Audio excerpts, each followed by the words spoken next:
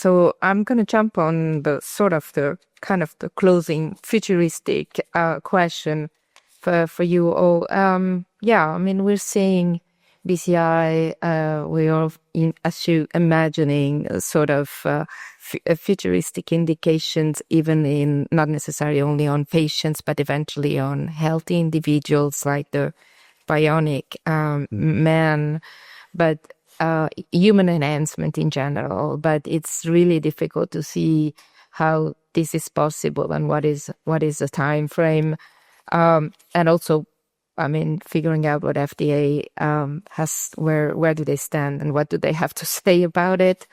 I'd be really interesting to hear your thought on that. And maybe we start with the closer BCI people. Matt, you want to start it?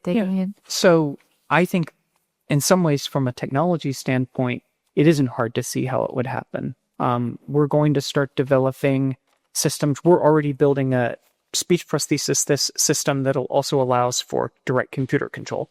So the same system that we provide to someone with ALS or spinal cord injury to interact with their computer is the kind of device that you might use to interact with the computer if you were healthy and you didn't want to touch the computer.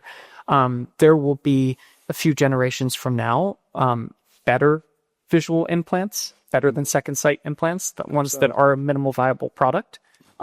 Those will continue to get better. And when you start approaching the acuity of 20/20 vision, then you've just built the best AR/VR system in the world. People are working on memory right now, like the same kind of interventions that are helping people who are losing their memory enhance their memory might end up being interventions that help people with normal levels of memory have super memory.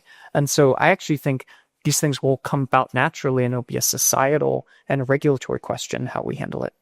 In terms of human enhancement for the healthy individuals, I think there's still probably a few more years for this to come.